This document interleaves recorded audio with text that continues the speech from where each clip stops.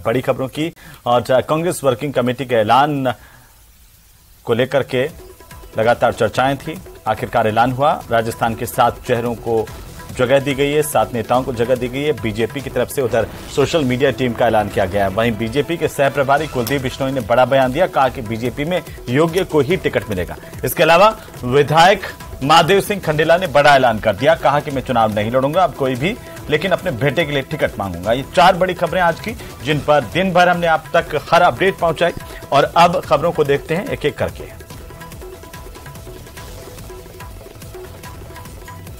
तो आज की 4 बड़ी खबरों में शुमार है,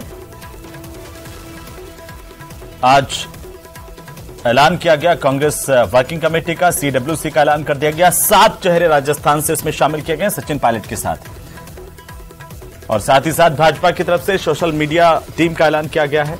तो वहीं कुलदीप बिश्नोई नागौर के दौरे पर रहे, जहां पर उन्होंने बड़ा बयान दिया, कहा बीजेपी में योग्य को टिकट दिया जाएगा। तो चलिए, इसी बीच बड़ी खबर मिल रही है, जहां पर चुनाव से जुड़ी इस वक्त की सबसे बड़ी खबर है। कांग्रेस में कल से टिकट आवेदन का दौर शुरू हो रहा है। विधायक टिकट के लिए 4 पेज का परफॉर्मा है। कांग्रेस दावेदारों को पूरी जानकारी देनी होगी। ब्लॉक कांग्रेस कमेटी में की बैठक में ये आवेदन लिए जाएंगे। दावेदारों को जाति उपजाति की जानकारी भी देनी होगी। आवेदन में क्रिमिनल रिकॉर्ड को भी बताना होगा। दावेदारों को पार्टी के साथ बने रहने का संकल्प लेना होगा। 21 से 30 अगस्त तक ब्लॉक कांग्रेस कमेटियों की बैठक हो रही है। पीसीसी को 30 अगस्त तक नाम सौंपने होंगे।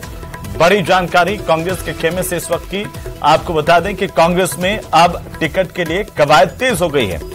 विधायक की टिकट के लिए फॉर्म भरना होगा बाकायदा, उसमें जानकारी जो मांगी गई है पीसीसी की तरफ से वो देनी होगी। और ब्लॉक कांग्रेस कमेटी की बैठक में आवेदन लिए जाएंगे। दावेदारों को अपनी जाति उपजाति की जानकारी देनी होगी। कल से टिकट आवेदन का दौर कांग्रेस के भीतर शुरू हो रहा है। तो ये बड़ी जानकारी आपको बता दें, इस वक्त की यह बड़ी खबर है। अब लगातार कवायद तेज होती हुई नजर आ रही है कांग्रेस के खेमे से। इस वक्त की यह सबसे बड़ी खबर है।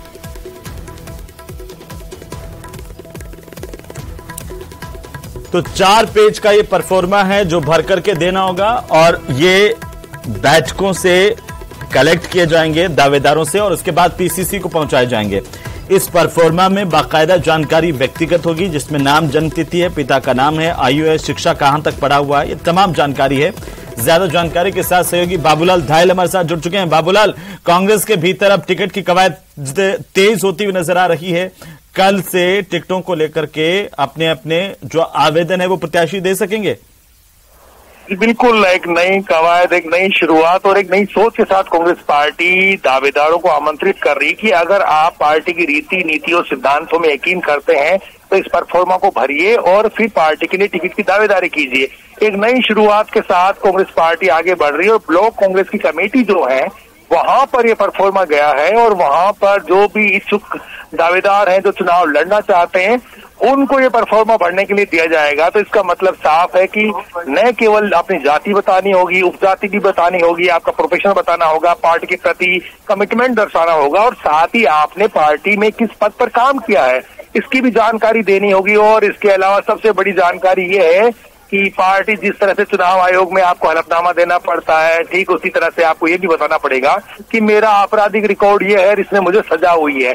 तो निचले लेवल पर ही पार्टी स्क्रूटनी कर लेना चाहती है, ताकि जब उम्मीदवारों को टिकट दिया जाए तो उसके सामने सारी स्थिति साफ साफ रहे कि आखिर किसको जो है किसका आपराधिक रिकॉर्ड रहा है और कौन लोग ऐसे थे जिन्होंने पार्टी में टिकट के लिए अप्लाई किया है। तो एक बड़ी सोच है, और कल जब ब्लॉक कांग्रेस कमेटी के सामने तमाम जो लोग आएंगे जो चुनाव लड़ना चाहते हैं, तो पार्टी एक नई सोच के साथ आगे बढ़ना चाहती है, और ये सोच ऐसी है जो पार्टी की सोच को और ज्यादा बड़ा बनाना चाहती है। राहुल गांधी की सोच यही है कि साफ सुथरी छवि के लोगों को टिकट मिलना चाहिए, उसी दिशा में कांग्रेस पार्टी आगे बढ़ रही है। और निचले लेवल पर ग्रास रूट का जो वर्कर है, जो ब्लॉक कांग्रेस पार्टी का कार्यकर्ता है, जो सदस्य है, उसको ये लग रहा है कि मेरी जो राय है वो भी उसमें अहमियत रखेगी, इसलिए वहां से जो है दावेदारों को अप्लाई करने के लिए मजबूर किया गया है। पहले होता क्या था कि जयपुर में लोग आते थे, दिल्ली तक चक्कर काटते थे। अब जो चक्कर काटने का जो सिलसिला है वो खत्म करने की दिशा में पार्टी ने कोशिश की है कि आप ब्लॉक लेवल पे जाइए, अगर आपका मंडल अध्यक्ष, आपका बूथ अध्यक्ष, आपकी ब्लॉक कमेटी आपके फेवर में है तो ही आप चुनाव लड़ने के लिए योग्य हैं, नहीं तो आपको अप्लाई नहीं करना चाहिए। बाबूलाल, इसमें ये कॉलम भी होगा कि कब से आप पार्टी में हैं, संगठन में हैं, और पहले क्या कोई चुनाव लड़ा है, पहले दूसरी पार्टी में थे, तो वो लोग भी इसमें आइडेंटिफाई हो पाएंगे जो कांग्रेस में नहीं थे और अब दूसरी पार्टी छोड़ करके कांग्रेस में आए हैं। तो ये देखिए ये तो पूरी जानकारी देनी होगी, क्योंकि अगर आप पार्टी में काम कर रहे हैं तो आप किस पद पे, ये तो आपको जानकारी देनी होगी। लेकिन कोई भी अप्लाई कर सकता है, आवेदन कर सकता है, और ये सबसे बड़ी बात ये है कि किस तरह से आपने राजनीति में काम किया है, तो इसका पता ब्लॉक लेवल के जो कांग्रेस के कार्यकर्ता, उनको पता है कि कौन जो है वो पार्टी की रीति नीति सिद्धांतों में यकीन रखता है और कौन पार्टी के लिए अनुकूल रहेगा। जो शख्स जहां पर काम कर रहा है, जिस विधानसभा क्षेत्र के लिए दावेदारी जता रहा है, तो उससे एक बात और हम जानना चाहते हैं कि ये कब तक आवेदन दिए जा सकेंगे, अंतिम तिथि क्या होगी इन प्रत्याशियों के लिए ब्लॉक पर आवेदन देने की? जी देखिए, अगले 2 दिन जो है 21 से लेकर 23 तक ये सिलसिला चलेगा। उसके बाद में जिला स्तर पर भी अप्लाई कर सकेंगे। इसके बाद में ये तमाम जो आवेदन है ये राज्य स्तर पर आ जाएंगे। यहाँ पर स्क्रूटनी होगी, 3 से 5 का पैनल आएगा। इसके बाद में 30 अगस्त तक सारी प्रक्रिया को पूरा करना, फिर स्क्रीनिंग कमेटी का काम शुरू होगा। यानी कि अगले 1 महीने में कांग्रेस पार्टी को मैक्सिमम टिकट तय करने का जिम्मा दिया गया है। माना यह जा रहा कि 60-70 टिकट पार्टी 20 सितंबर तक तय करेगी, ताकि वो बीजेपी की जो सोच है, बीजेपी की जो आगे बढ़ने की रणनीति है, उस पर वो आगे बढ़ना चाहती है। तो एक सोच है कि चुनाव प्रचार के लिए बढ़त हासिल करनी है, टिकट के बंटवारे में आपको बढ़त हासिल करनी है, तो आपको सबसे पहले टिकट का बंटवारा करना होगा। और इस दिशा में कांग्रेस पार्टी ने इस मर्तबा पहली बार एक नया प्रयोग किया है कि ग्रास रूट के वर्कर की भूमिका को अहम कर दिया है। जिसको चुनाव लड़ना है वो ब्लॉक कांग्रेस कमेटी के कार्यकर्ताओं से संपर्क साधेगा, वो वहां के नेताओं से मिलेगा और वहां पर अप्लाई करेगा। इससे यह साफ जाहिर होता है कांग्रेस पार्टी अपने उन वर्करों का सम्मान करना चाहती है जो चुनाव में खून पसीना बहाते हैं। तो उनकी भूमिका, उनकी राय भी इस चुनाव में खासी महत्वपूर्ण होने वाली है। बिल्कुल बाबूलाल, और इससे कांग्रेस पार्टी को जाहिर सी बात है कि एक फायदा तो जरूर मिलेगा कि आखिरकार जो सही कैंडिडेट्स हैं, जो वाकई तमाम चीजों को पूरा करते हैं, वो चुन करके आ पाएंगे, उन्हें टिकट मिल पाएगा। बहुत शुक्रिया तमाम जानकारी के लिए, और लगातार अपडेट हम आपसे लेते रहेंगे।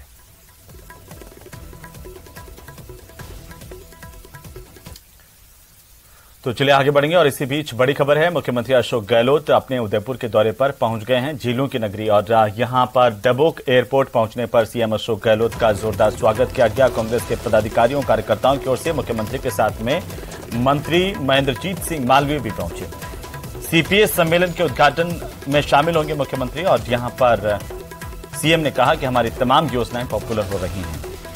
तो मुख्यमंत्री जैसे यहां पर पहुंचे, उनका मेवाड़ी पगड़ी पहना करके जोरदार स्वागत किया गया। बारिश के दौर में भी कार्यकर्ता यहां पर डटे रहे। सीएम की एक झलक पाने के लिए बड़ी तादाद में लोग उमड़े थे मुख्यमंत्री की एक झलक देखने के लिए, उनका स्वागत करने के लिए जोरदार स्वागत किया गया यहां पहुंचने पर।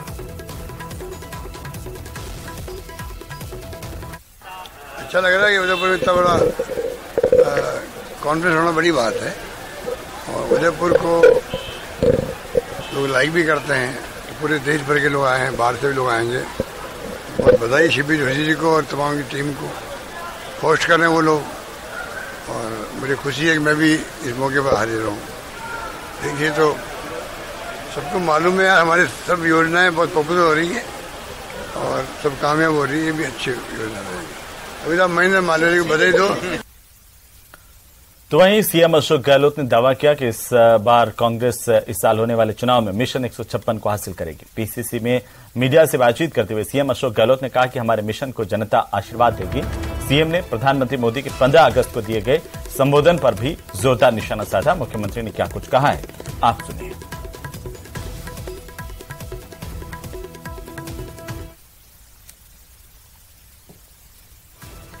जनता उस दिशा में, जो मैंने कहा मिशन 156, उस दिशा में उनकी सोच बन गई है, दिशा में आगे बढ़ रहे हैं। परिणाम आगे तो मालूम पड़ेगा कि वास्तव में जनता ने हमें किस रूप में आशीर्वाद दिया है। हम तो जनता के माई बाप समझते हैं, उनके फैसले को सिरदारी करते हैं। हम इनकी तरह हम घमंड नहीं रखते हैं तो अगली बार मैं ही 15 अगस्त में लाल किले पे आऊंगा। मैं तो नहीं कह सकता, वही कह सकते हैं। इसलिए मैं कहना चाहूंगा ना हमें अहम है ना घमंड है, हम अपना काम कर रहे हैं। तो वहीं मुख्यमंत्री अशोक गहलोत के आरोपों पर केंद्रीय मंत्री गजेंद्र सिंह ने पलटवार किया। उन्होंने कहा कि सरकार बचाने की कीमत प्रदेश की जनता ने चुकाई है। चीन पर राहुल गांधी के बयान को लेकर उन्होंने जोरदार निशाना साधा। कहा कि राहुल गांधी को इतिहास देखना चाहिए कि उनके नाना, दादी और पिता के समय कितनी जमीन गई थी। मुझे लगता है कि राहुल गांधी जी को एक बार इतिहास उठा करके ये पढ़ लेना चाहिए कि उनके नाना के समय में कितनी जमीन गई थी, उनकी दादी के समय में कितनी जमीन गई थी, उनके पिताजी के समय में कितनी गई थी, और जो गई थी जिसकी वो चर्चा कर रहे हैं वो उसी समय की गई हुई थी। ये एक बार इतिहास उठा करके पढ़ लीजिए। वो ऐसे माननीय राहुल गांधी जी की बात को कोई गंभीरता से लेता नहीं है, देश भी नहीं लेता, उनके दल के लोग भी नहीं लेते और अशोक गहलोत साहब भी नहीं लेते। और अब बात कांग्रेस नेता के बिगड़े बोल की। आपको बता दें कि यह मामला भीलवाड़ा के आसींद का, जहां पर शनिवार को कांग्रेस की बैठक में पूर्व विधायक हंगामी लाल मेवाड़ा मंच पर भाषण देते देते अपना आपा खो गए। जोश में गाली देने लगे। उन्हें यह भी ध्यान नहीं रहा कि मंच पर महिला नेता भी मौजूद है। उन्होंने कहा कि हम दो भाइयों के लड़ने के कारण आसींद में कांग्रेस साथी आ रही है। अब मैं और मांडल से विधायक और राजस्व मंत्री रामलाल जाट एक हो गए हैं। इसके बाद विधायक ने अपने भाषण में गाली देते हुए कहा कि अब किसी में दम नहीं कि हमें हरा दे। आपको बता दें कि हंगामी लाल मेवाड़ा के राजस्व मंत्री रामलाल जाट से रिश्ते तो सुधरे मगर उनके बोल बिगड़ गए।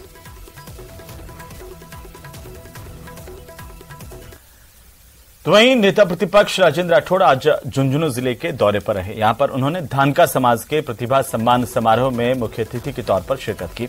साथ ही राजेंद्र राठौड़ ने समाज के प्रतिभावान बच्चों को सम्मानित भी किया। उन्होंने कहा कि शिक्षा से ही समाज की दिशा तय होती है और जिन प्रमाण पत्रों के आधार पर सरकार ने धानका समाज के युवाओं को नौकरी से वंचित रखा, आगामी चुनाव में धानका समाज वोट की चोट करेगा। राजेंद्र राठौड़ ने कहा कि प्रदेश में 55,000 बूथों पर बीजेपी कार्यकर्ता सक्रिय हैं, आगामी विधानसभा चुनाव की तैयारियों में जुटे हुए हैं।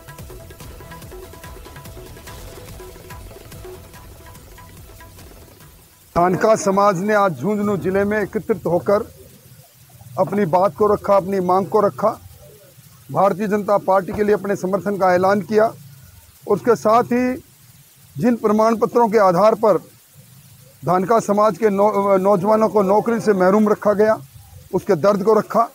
निश्चित तौर पर इस समाज ने तय कर लिया है वोट की चोट से आने वाले समय में 3 महीने बाद होने वाले चुनाव में इस सरकार को सबक सिखाएंगे। तो वहीं सीकर में खंडेला से विधायक और राज्य किसान आयोग के अध्यक्ष महादेव सिंह खंडेला ने बड़ा बयान दिया। महादेव सिंह खंडेला ने कहा कि अब वे आगे चुनाव नहीं लड़ेंगे। उन्होंने कहा कि मैं इस चुनाव में अपने बेटे गिरिराज के लिए टिकट मांगूंगा, जो कि खंडेला से प्रधान है। आपको बता दें कि फिलहाल उनका बेटा प्रधान है। महादेव सिंह खंडेला 6 बार खंडेला से विधायक रहे हैं, 1 बार सीकर से सांसद रहे, मनमोहन सरकार में मंत्री भी रहे। पिछली बार टिकट नहीं मिलने पर उन्होंने निर्दलीय चुनाव लड़ा था और वे चुनाव जीते। उससे पहले 2013 में उनके बेटे गिरिराज को कांग्रेस पार्टी से टिकट दिया गया था, लेकिन उस वक्त गिरिराज हार गए। अब गिरिराज प्रधान है।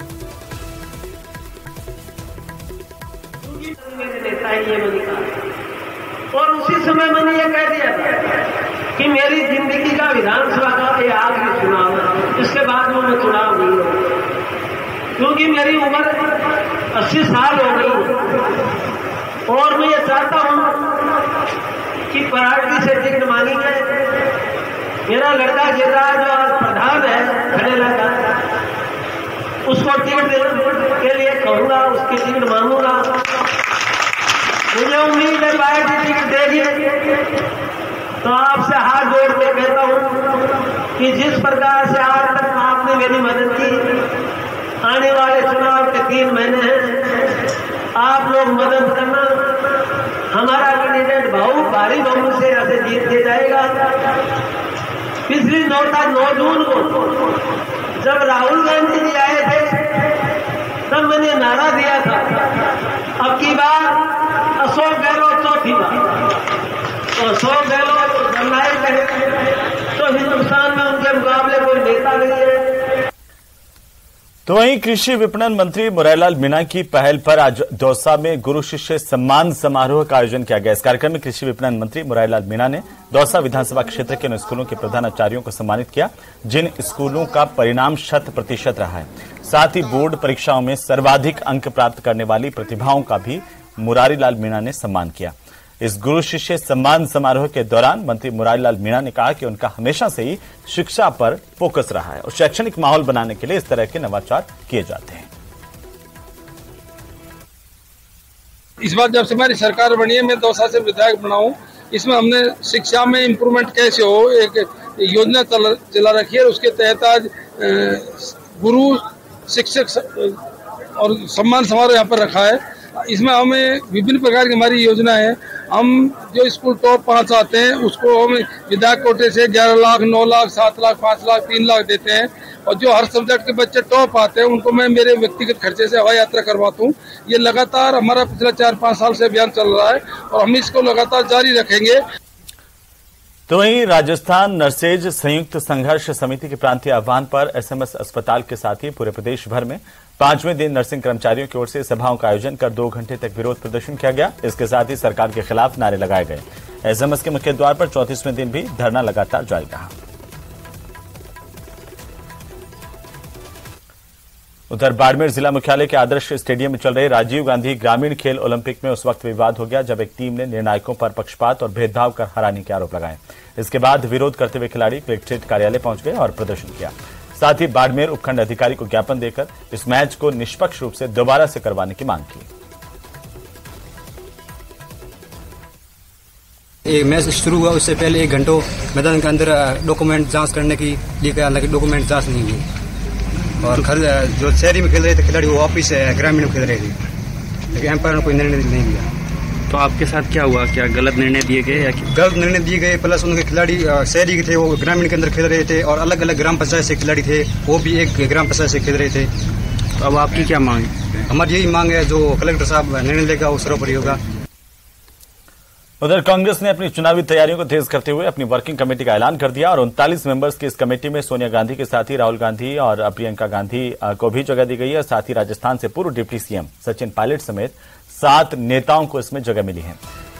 सीडब्ल्यूसी के 39 मेंबर में राजस्थान से बनने वाले सदस्यों में सचिन पायलट, पूर्व सांसद जितेंद्र सिंह, जल संसाधन मंत्री महेंद्रजीत सिंह मालवीय, अभिषेक मनु सिंघवी शामिल हैं। साथ ही हरीश चौधरी पंजाब प्रभारी के तौर पर सीडब्ल्यूसी में शामिल किए गए। तो मोहन प्रकाश को सीडब्ल्यूसी के 32 स्थायी आमंत्रित मेंबर्स में जगह मिली है। सीडब्ल्यूसी की घोषणा कर दी गई है। 39 मेंबर्स के नाम है। सीडब्ल्यूसी में राजस्थान के 7 नेताओं को जगह है। सचिन पायलट, भंवर जितेंद्र सिंह, हरीश चौधरी, मोहन प्रकाश, अभिषेक मनु सिंघवी, पवन खेड़ा को जगह मिली है और जाट, राजपूत, गुर्जर, आदिवासी समाज को साधने की इसके जरिए कोशिश की गई। 84 नामों में सीडब्ल्यूसी के मेंबर, स्थायी आमंत्रित महासचिव, विशेष आमंत्रित और प्रभारियों के नाम भी शामिल हैं। अक्टूबर 2022 में नए अध्यक्ष मल्लिकार्जुन खड़गे ने सीडब्ल्यूसी को भंग किया था। 23 की जगह 47 सदस्यीय संचालन समिति का गठन किया गया है। राजस्थान से पहले रघुवीर मीणा थे सीडब्ल्यूसी में, उनकी जगह पर उन्हें रिप्लेस करके महेंद्रजीत सिंह मालवीय को लिया गया है आदिवासी नेता के तौर पर और वे एकमात्र सीडब्ल्यूसी के ऐसे सदस्य हैं जो राजस्थान सरकार में मंत्री भी हैं। तो साथ ही सचिन पायलट लंबे वक्त के बाद में पार्टी के किसी पद पर फिर से उन्हें जिम्मेदारी मिली है सीडब्ल्यूसी के मेंबर के तौर पर।